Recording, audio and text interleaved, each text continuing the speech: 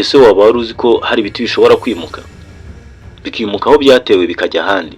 Mu mashyamba y'inzitane ya Amazone muri Amerika y'Amajyepfo hari ubwoko bw'igiti kidasanzwe cyitwa Socratia exorhiza.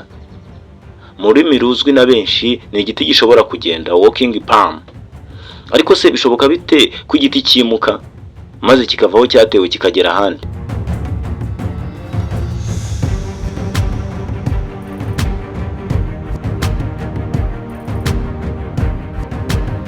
Bitandukanye n'ibiti tuzi bisanzwe bifite imizi ihishe mu butaka, Socratia exorhiza ifite imizi ifatiye hejuru. Iyi mizi imeze nk'amaguru ku nyamaswa, ifasha igiti guhagarara neza mu butaka bworoshye cyangwa hari amazi menshi.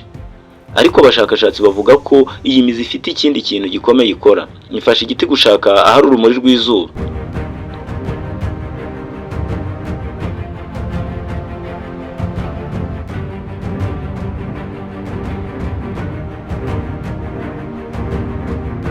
None se bigenda bite kugira ngo cya giti kigende? Bivugwa ko iyo iki giti kiri mu butaka kigera gishaka ahantu hari igicucu cy'izuba, maze ikimera cyamara kubona izuba rihashize kikamera imizi mishyashya yerekeza ahari urumuri rw'izuba, ya yindi ishaje ikuma.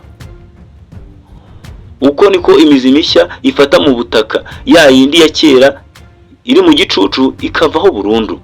Ibi bituma cya giti kimuka buhoro buhoro cyerekeza ahari urumuri rw'izuba, ndetse hari n'imizi mishyashya.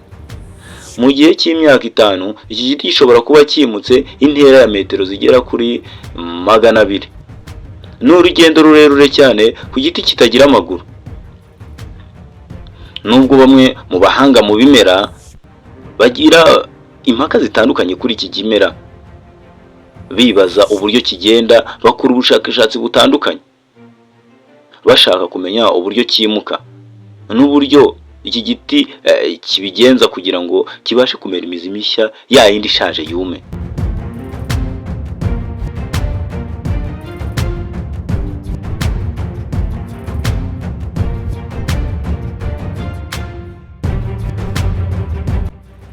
Iki giti kirokoka mu ishyamba ririmo ihangana rikomeye ry'ibimera.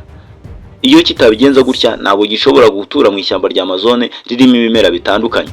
Socratia exorhiza ni ikimenyetso cy'uko kamere y'ibinyabuzima ifite uburyo butangaje bwo kwirwanaho, guhereza ubushobozi ibinyabuzima mu kwirwanaho.